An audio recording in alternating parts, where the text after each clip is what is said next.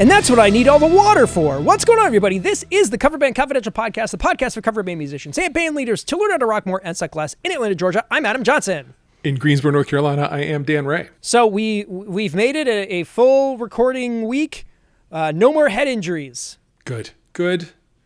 Yeah. Everybody's doing fine. The glue held up. Yep. So far, so good. No ruptures or we did have a couple of rough days. Post accident, he didn't stay home, but he called out a couple of days midway through. So one of them being like one of my big shoot days, but luckily my team is awesome, and my coworker came in and got the rest of the recording done, and now I'm in edit world for work stuff. But that's all well and good. How about yourself? We had my daughter's best friend and her parents, who are great, good, are good friends of ours. We don't hate them. We don't hate them. Good. We had them over the other night, and somehow in the middle of the party had moved to the kitchen, because parties do. Yep. And so we were all in there, and the two girls were bopping around, and somehow one of them bonked their face into the other one's scalp, and I was like, "Oh wait, I have a story to tell you about an awful lot of blood." There was no blood at this particular party. That's good. They all appreciated what your boy went through there. You didn't show him the picture, did you? I did not. No. Yeah. Did I put that in the Patreon? I don't think I would have. I think you just sent it to me. Yeah, that's probably for the best. Yeah. It was pretty. No, it wasn't pretty gnarly. It was incredibly gnarly. Scalp cuts bleed a lot. That's a thing. Like my son's shirt and hoodie were literally like soaked around the collar. It was brutal. It's bad. I don't wish that upon any parent. It was less than awesome. But you know what was more than awesome? My eldest, who is in the pit band for the school musical, their opening night was Thursday, and we were there to see that. My parents came in. His little brother did his very best to hold on to his attention. Mixed results. What was the show? 9 to 5, the musical, which is markedly risque for a high school production. Yeah, I bet. There were boner jokes, there were pot jokes, there were multiple shits. Like there was a whole scene where like they all realize that they're busting, they all say shit like in a row, all around. With an opening night, you're going to deal with all of the gremlins and whatever. There was a lot of that. The girl who played Dora Lee, aka Dolly Parton, her mic cut out middle of the first act, never came back. She had like a line of adhesive across her forehead to hold that. She had a big old wig on, like big. Sure, Dolly wig. And it slipped. It never, like even after intermission, it never quite landed back there. But the cool thing is that when your kid plays the bass, you can always hear it. And he was phenomenal. Like there were multiple parts where it was just him playing a line and nothing else is going on, and he crushed it. Cool. It was super cool. So today is Monday, and on Wednesday they have the governing body of the high school performing arts, whatever, coming in to review the show. So they call it the Schuler Award, but it's basically like the closest thing, like it's like the high school Tonys for the state of Georgia. Sweet. And they won it last year. So, pressure's on, but hopefully, they've done 3 shows at this point, and they'll do this midweek one. Hopefully they've shaken all the cobwebs out. The show itself was great. Sound stuff aside, the high schoolers did a phenomenal job. Not easy. It's there was a lot of moving parts. There's actually, if you have the rights to the musical, Dolly's in it. So at the top of the set, there's this projection screen, and Dolly does the intro. Dolly does the outro. She basically is the narrator of the story. Cool. So there she was. That's great. And so when they do the final 9 to 5 at the finale, she's singing it, and everybody's singing with her. Cool. It was really neat. Yeah. Look, anyone who doesn't believe that Dolly Parton is a national treasure is simply wrong. Yeah. Did you ever listen to that NPR thing that they did, Dolly Parton's America? It was like a 6-part series or something. I did. It's really good. Yeah. That Long can time go ago. on. It was Yeah, it's 5, probably 6 years ago. 4 or something. 5 years. Yeah. Yeah. It was definitely during the Pandumpster when I think we heard it. We Mm-hmm. were driving because we were driving through the mountains listening to it. We were on a trip to probably go up to like a Perfect. campsite or whatever. Yeah. It was perfect. great. So you know what? We'll put a link in the show notes for that because Dolly Parton's America is phenomenal. Really cool. Really cool. Other housekeeping stuff. The Name House giveaway has closed. I don't know when the drawing is, but hopefully y'all signed up for it. I think I heard from Sweetwater that there were 4,000 entries, which is really cool. Yeah. Meaning that, we did a good enough job promoting it between all of the channels and all that stuff. So hopefully somebody walks away with a cool Fender offset. And maybe that means next time around, Sweetwater will be in even deeper on you guys. Yep, they've already committed to the house. We're trying to get the same house because everybody's really locked in on this massage chair scenario. So yeah, excited about that. What else? Sweetwater store link still. We'll put that in the show notes. One thing that I wanted to talk about last week that we didn't get to is I was talking with the folks in the Patreon about building like a band leader Linktree. So basically, if somebody stumbled onto our show and was like, where can I get all these resources? We have one for the podcast, but it's for the podcast. It's the YouTube channel and some of the discounts that we've worked through. But like, I'm talking like snout to tail, all of the stuff that like we consider essential services, websites, whatever, for band leaders. So I'm working on a list and I've got a pretty solid collection of things, but really want your guys' input because we only know what we know, and any outside perspective is going to, of course, add value. So if there are any sites or services or whatever that you use that you consider like essential, couldn't do what you do without them, let us know about it. Coverbandconfidential@gmail.com. If you're watching this on YouTube, leave them in the comments so that we can put together kind of a jumping off point. So new folks who are discovering the show and want to get where they're needing to go faster can just, there's a one-stop shop for all of it. Sounds great. So, yeah, that's pretty much it. Not a whole lot going on. We've got a gig coming up in 2 weeks.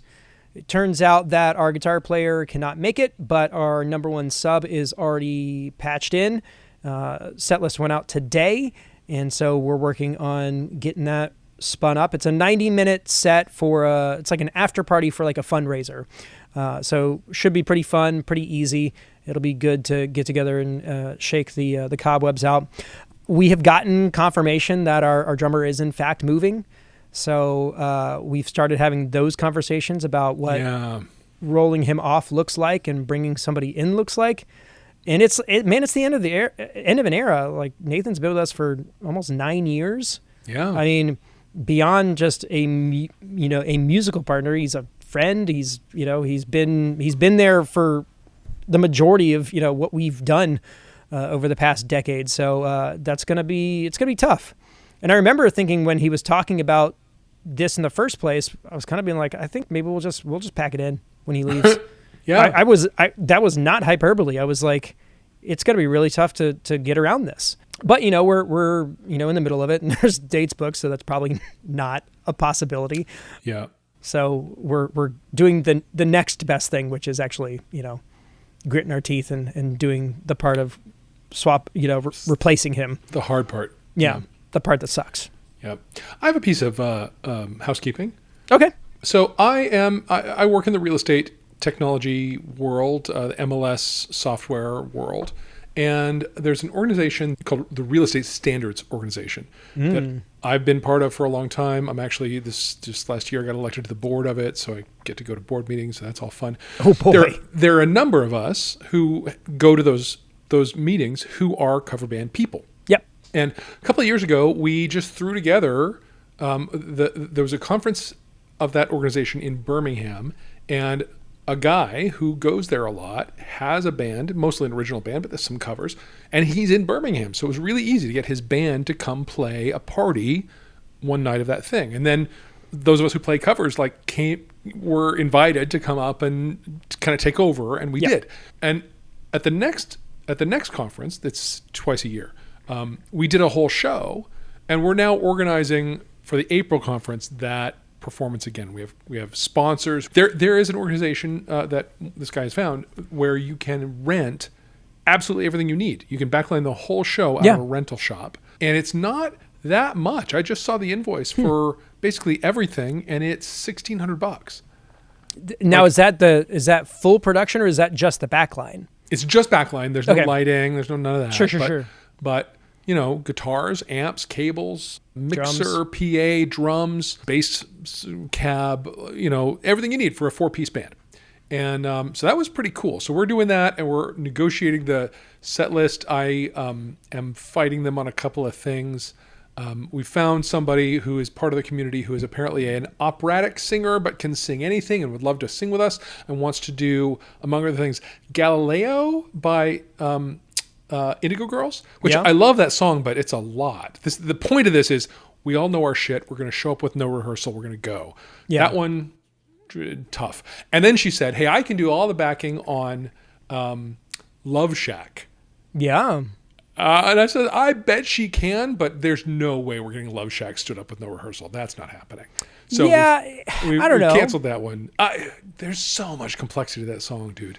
I mean, structurally, like the structure is a little off, but like the guitar stuff's pretty basic. Like it's very repetitive. It's repetitive. Yeah, it's the structure that I'm concerned about. It's one of those ones that people are going to show up and think like, oh, I know this song, and then they totally don't. It's going to be another Everybody Wants to Rule the World.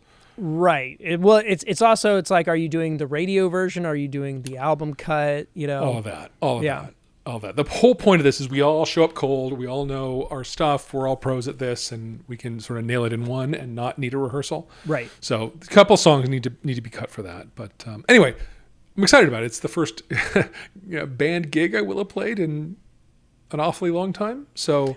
Well, and also the fact that it's kind of like it's throw and go, so it's very much like right back into the frying pan. Yeah, nothing's on rails. Nothing's on rails. I'm in front of people that I have to see every 6 months and look professional in front of. Hey man, listen, that's a thing. I'm just impressed that apparently real estate agents have standards. I didn't even know that was a thing. Fair hit. Yeah, we'll take that one back to Mike. All right. Yeah. Anyway. All right. So are we shifting gears? We getting into it? We're shifting gears. Let's do this thing. So, a little bit of a recap. But we did the AI breakdown of the Pork Tornadoes set, and Mike, took the guidance and put it into his set list. And you know what? We'll just let Mike take it from here. Adam and Dan, you did it. You are officially on par with Dear Abby and some of the most important people in the history of question asking. So we did our set list stuff. I was a little bit hurt at first when the ChatGPT was ripping apart my set list because I'm creative. I'm an artist. I know better than this computer does. But sometimes you're too close to stuff, right? So I took to heart some of the things it said. And I don't believe that we should fully just say, okay, you said this, so we should do this. So what I ended up doing was taking about 3 or 4 really good points and really good blocking strategies from our discussion. And it really fueled me to really actually finally redo this set list that I've been wanting to do. And it was like the rocket ship I needed to fine tune it. And so, like I said, we did basically a brand new set list fueled about 50% by ChatGPT and 50% by how amped up I was from this conversation. And it was awesome. It was fresh. The band felt fresh up there because everything was new and exciting. Some of those ramps that we talked about, the Halo medley runway was bigger than it's ever been. I mean, wild. Encore, totally amazing. People were give it to me. So yeah, we had about 2,000 people in there in a market that is very important to us that basically saw essentially a brand new show because we had some new songs in there and we made it feel awesome and new and nothing but great feedback. So it is all thanks to you guys. Truly appreciate it. What's the next question that somebody's going to ask? Wasn't that great? I love to hear results. That's so good. And it leads us to a thing that we've been talking about needing to do for a while. Yes. And maybe this isn't like the full take on this, but it's definitely something that the time has come to just open this up. Because we got to deal with it. AI's here. Yeah. So the main impetus of this conversation being inevitable was that I went into the other cover band group on Facebook and posted the video from last week's episode. Yeah. And there were a couple of folks that were like, hey, this is really neat. I appreciate you sharing this. This is definitely information that I find valuable and interesting. And then there were, of course, the just cascade of the, I don't know what else to call them, but the AI bros. Yeah. Yeah. Well, bros, dads. Yeah. And,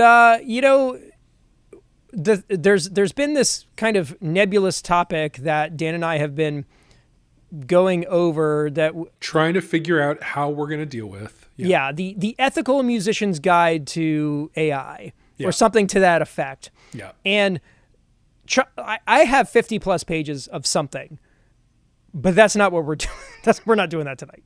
No. The main thing that we want to talk about is, I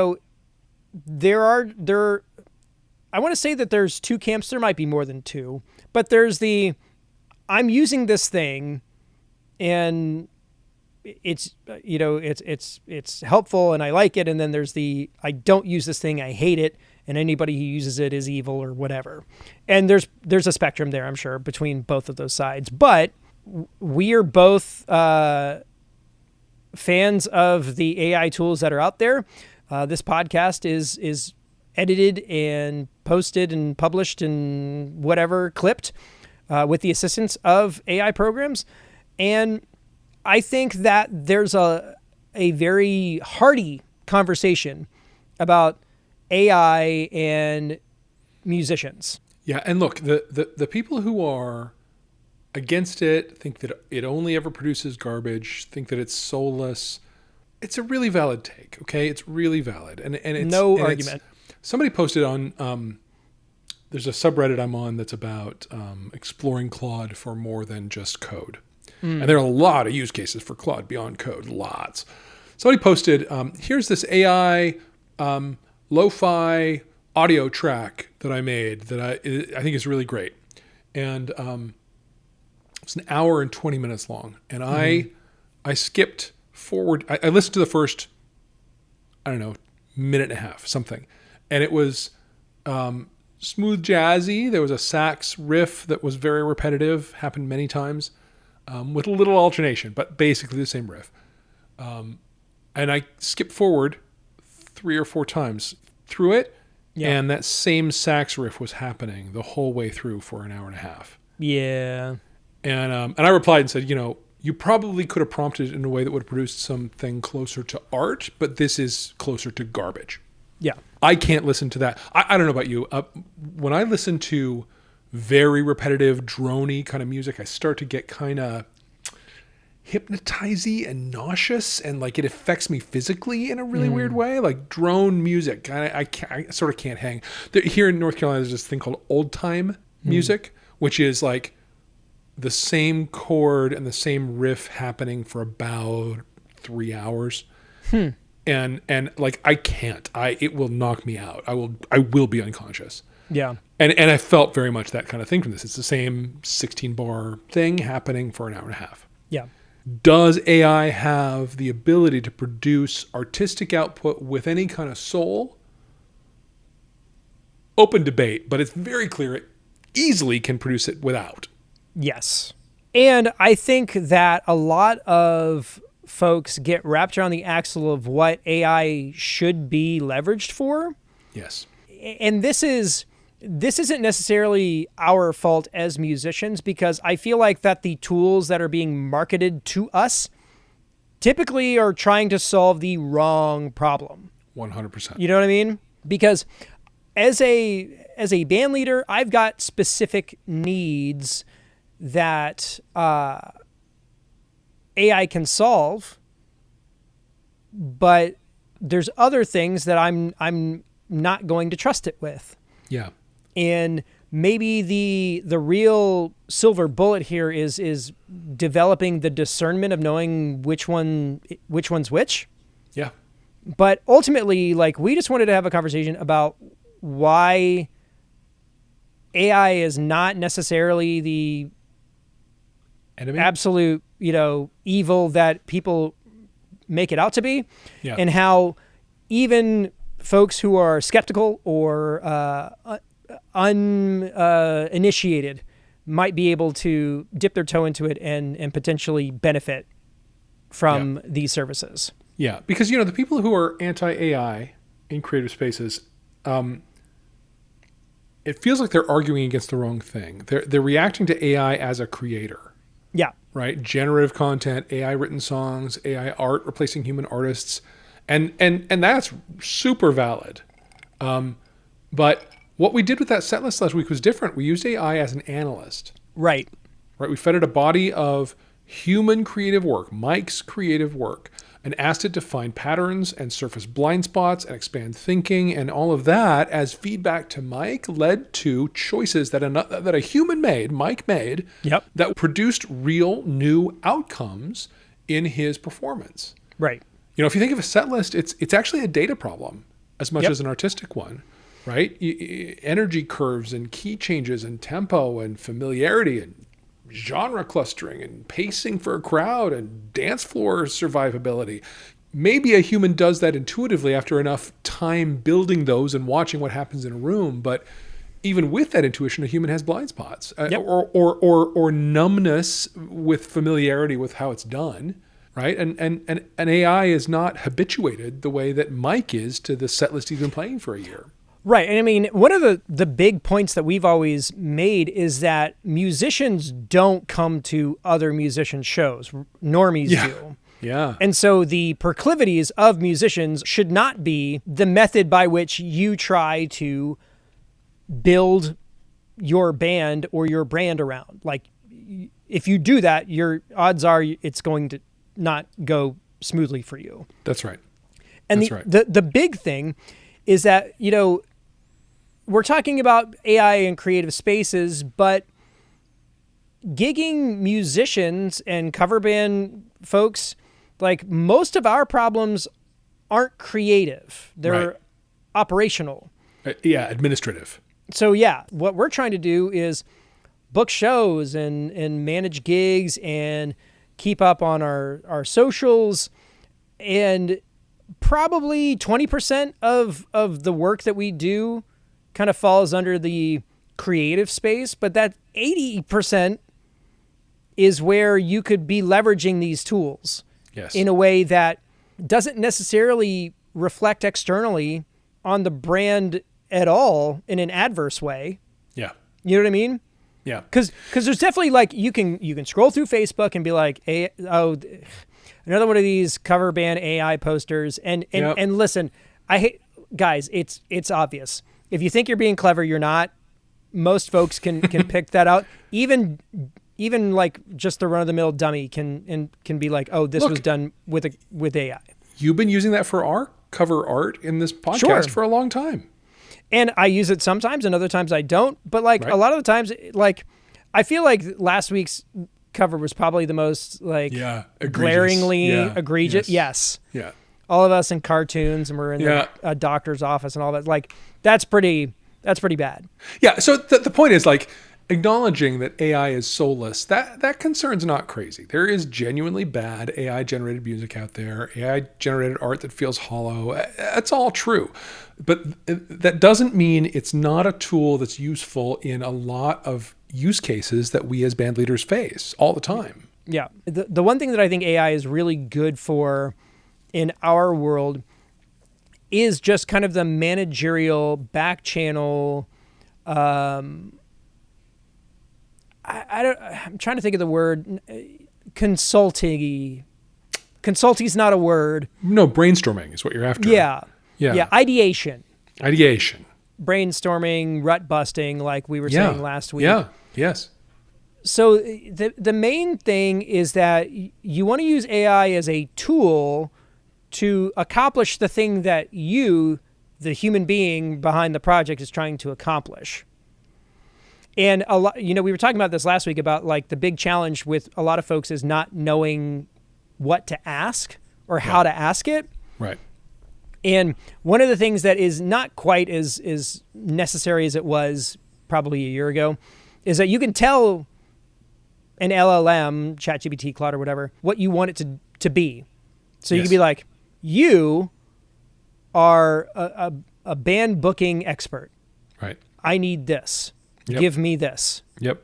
And, we were talking about how challenging it is to know how to write the prompts or whatever. I just want to throw out a tool that I think is a good thing to maybe experiment with if you're trying this and you don't feel like you're getting what you're aiming for.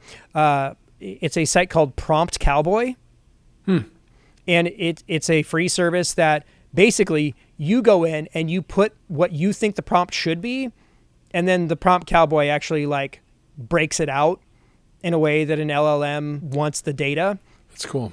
I feel like I'm pretty good about prompt writing, but I saw it on somebody recommended it online, and I gave it a shot, and it definitely helps add additional context. Even if it's like, even if it doesn't get it 100%, it puts you on the right path so that even if you have to go in and like add some additional context, like a lot of the heavy lifting is done. And that's ultimately what we're using AI for is to do some of the heavy lifting on administrative or operational things that, just need a little bit of assistance. Yeah, I think it's something we maybe are in a position to really push the opportunity forward for. I think a lot of people lack a mental model for what AI is really useful for day to day. Yeah. And a lot of that is because the AI discourse is either very general, like, oh, it's going to change everything, or very consumer facing. Here's how to write that letter to your boss. Very snapshotty. But nobody's showing working musicians specifically what these tools do when you put real domain specific information into them. Mike's story tells the whole thing, right? Because you didn't ask the AI a general question. You fed it his set list, his context, his goals, and it gave back something specific and useful. And that's the unlock a lot of people are missing. AI gets way better when you're more specific and more contextual in your input. And I think a lot of people are using it like a search engine and then wondering why it feels shallow. Yeah. The real crux of it, and the thing that like I had sent this to you directly when we were thinking through stuff, and the thing that like really crushed me was the thing that musicians struggle with is the business stuff. Mm-hmm. And that's why we started this whole podcast. Yeah. If anyone's going to get replaced, it's us. Right. Most people are like, man, I just want to play my guitar and not have to deal with all this crap. Well, guess what? Here's your ticket. Yep, you totally can. So the way that you would utilize this stuff is you would be like, hey, this is our first time trying to book at this venue. This is the stuff that we've accomplished up to this point. These are the things that we can offer. I need a solid cold email opening. And it can do that for you. Yep. And in about 10 seconds. Right. And then, maybe you tweak a couple of things and you feel good about it, you send it on. Well, maybe a week goes by and they haven't gotten back to you. Well, you can be like, hey, remember that email that we sent last week? I need to follow up. Yep. And I want to add a couple of points. I kind of want to turn the screws just a little bit, not too much, but enough to see if I can elicit a response. And it'll draft that one. And then 2 weeks later after that, when you still haven't gotten a response, you can be like, hey, that email that we sent with the follow-up, still haven't gotten any bites. What do you think I should do? And it gives you a couple of suggestions. Maybe it drafts an email for you. And the best part of this all is you can be like, nah. Right. Close the window and go about your day. Yeah, you're not required to do anything it says. And that's probably the best part of it, is that you can be an asshole to a robot. They don't care. Doesn't Totally bother them doesn't at all. mind. Has no opinion about that. Yeah. I still say, I'm still polite though. I say please and I say thank you. Because when the AI uprising happens, you'll be one of the good ones. Yes. Yeah, I guess so. I do get that. I think, it's me anthropomorphizing whatever this thing is that I'm, interacting with. It's a real risk. For sure. I don't know if this is laying in the plane or not, but the way that I have always looked at it is that the people who listen to this show, for the most part, we are lighthouse operators. We're up there, we're doing out the thing on our own. It's somewhat of a solitary existence, miles away from any other lighthouse operator. In a perfect world, every member of your band would put as much time and effort and energy into the project as you do, but we don't live in a world that plays that out, usually. Yep. If you have it, God bless you. How fortunate you are, and how lucky we would all be to be in your shoes. But if you are a one-man show, or maybe a 1.5-man show, or 2-man show, or a one-woman show, or whatever dynamic you guys have, would it be nice if you had a second contributor to the things that you want to do? And look, you would let a trusted bandmate look over your set list and give you honest feedback, and you'd listen to that. Yep. You'd let a good sound man tell you that your mix was muddy. Mm-hmm. AI is just a deeply informed set of eyes with no ego or agenda. It's just seen a massive amount of context, and it can tell you where what you're doing fits in that whole world of context. And that's literally all it does. Yeah. And again, you could ignore everything they say. Totally. If you want to. But if you need help getting an EPK put together, or putting a bio together, or setting up a social media schedule for your band, like, it can do that stuff. Yeah. I literally set up a 90-day social media calendar for members only today. Nice. In about 7 minutes. Nice. Yeah. The prompt was, I'm trying to promote my 80s band. The best way I think to do that would be to post things that are either 80s based or 80s adjacent. Some examples might include on this day in history, or calling out birthdays of iconic 80s era celebrities or musicians, and modern things that call back to an 80s aesthetic. One example of that is Stranger Things. Another example of that might be the Goldbergs TV show. Mm-hmm. Give me 90 days of content ideas. And it did that. Yeah. And so all I had to do was copy and paste those things into the Meta business deal. And I had to clean some stuff up. Listen, it's not good. The intent of AI isn't to take over. It's just to help you do the thing that you want to do. Yeah. And, we're talking about folks that are for it or against it. And maybe you're agnostic, and that's totally fine. The difference between folks that are for it or against it is that you may have the capacity to do things that the Luddites or the anti-AI folks just don't have enough time to do. And we all know that in this in this like business, the most output wins. Yeah, and if we've decided, and we have, that it's a competitive marketplace, you got to take every edge you can. And this is one. You said an interesting thing there. People probably know the programming concept or analogy called garbage in, garbage out. Mm-hmm. There's also, with AI, there's gold in, gold out. Mm-hmm. Right? A lot of people who've decided AI sucks, they decided that because they tried it once, they asked it something vague, they got back a mediocre answer and they decided it was useless. They're like, see? Yeah. So it's like, imagine picking up a guitar for the first time, bad noises come out of it, and you decide, well, guitars just don't work. I don't know.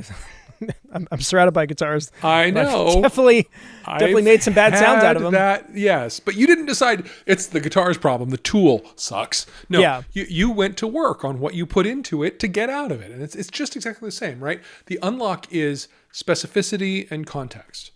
So you got to treat AI like a knowledgeable collaborator who needs briefing, right? It's not a magical answer machine. You gotta give it some information, some background, some understanding of what you tried and failed, tried and succeeded. You got to tell it who you are, what your band does, what market you're in, what problem you're trying to solve. And from there, it can give you really, really good answers that still you're not beholden to, right? It's just text on a screen, like calm down.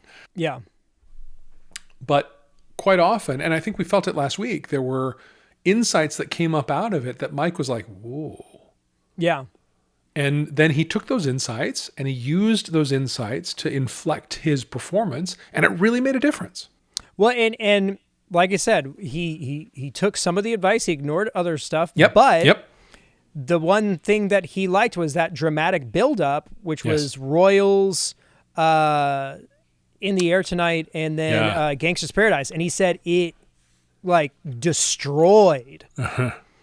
So even if you looked at a 3-hour or 2-hour night and you're like, I'm going to put these 3 songs in that order, and it did well.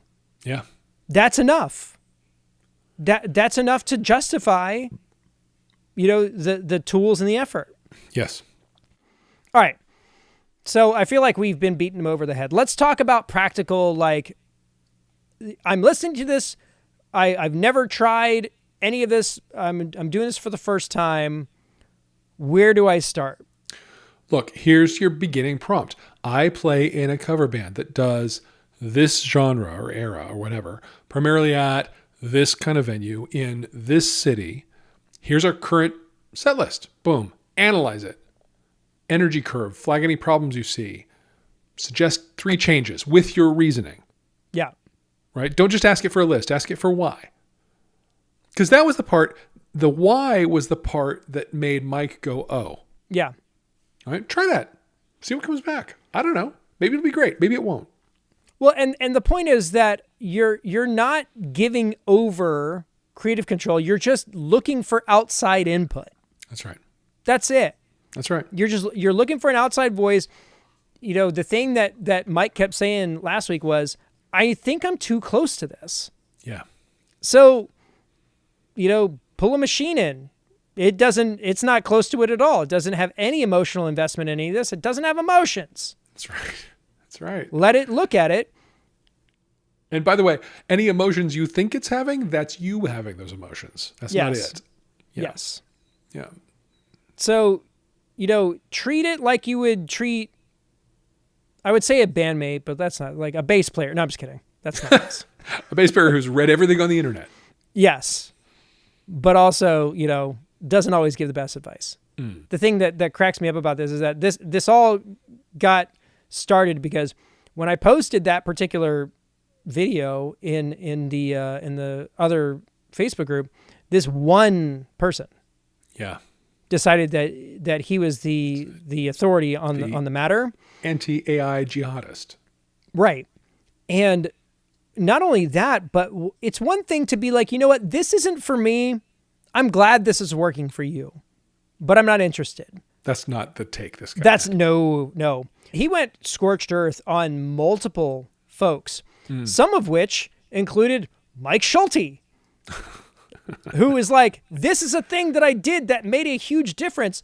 And we sold 3,000 tickets or however many tickets they sold at this amount of money. And we had a great night. Yeah, but you're an idiot. That guy's like, you're a dumbass. Yeah, you dumbass. Yeah. Listen, let's be clear. We're not here trying to tell anyone they have to use AI. No, don't do it if you don't want to. Yeah, but we've seen enough. Me on the tech and business side, you on the creative and business side. Like, we know it's a real tool that produces real results when you use it right. And here's the bottom line. Bands who get good at using AI on the business, the logistics side, are going to spend less mental energy on that stuff and free themselves up to focus on the performance. That means more energy left for the thing that actually matters, the art, the creativity, the show itself. That is what we're landing the plane on. Free your mind up from Yes. all of the minutiae Yes. that you are just laboring over that doesn't matter, never has mattered. Give it to somebody else. Offload that mental load to a computer. It doesn't care. No. Look, the question was never whether AI has a soul. It doesn't.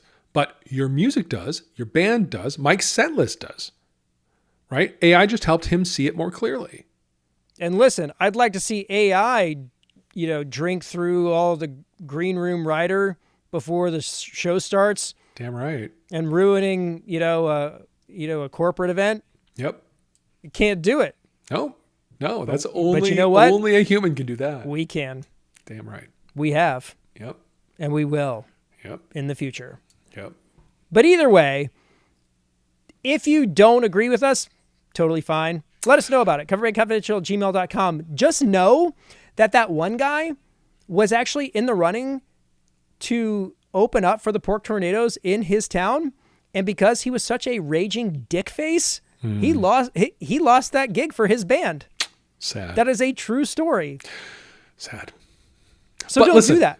Don't do that. But I would love to hear about how people are using AI to support their band's business activities. I really, really want to hear about this. So please, coverbandconfidential@gmail.com. Let us know what you're doing. I think it's something we really need to be sharing as a community and exposing ourselves to broadly. So please.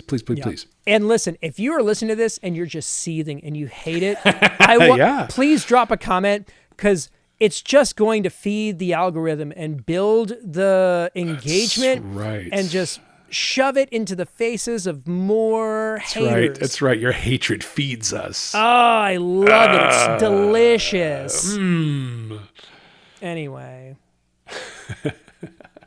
That's it. I think we're good.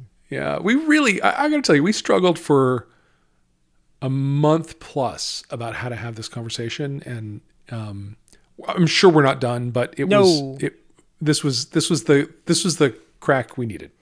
Well, I think it was just seeing this one guy literally implode his own career. It was quite interesting, because when you're in a conversation with guys like Mike and myself and Scott Uhl, who is like the most lovely human being, super successful, full-time musician, full-time creator.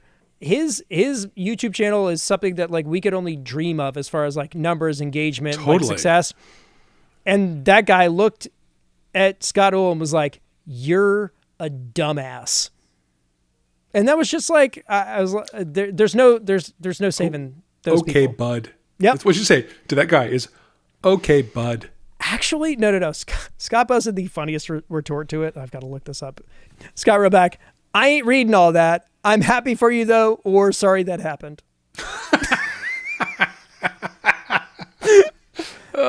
Which is just the greatest response of all time. Oh, it's really good. It's really good. Yeah. Anywho, agree with us, don't agree with us, let us know about it. It's all good. We love you guys. If you want to support the show, you can do any of the other things that you're about to hear, but that's it. That's it for us. So in Atlanta, Georgia, I'm Adam Johnson. In Greensboro, North Carolina, I am Dan Ray. You have been listening to the Coverband Confidential podcast for the week of March. What is it? March 6th. 6th. 2026.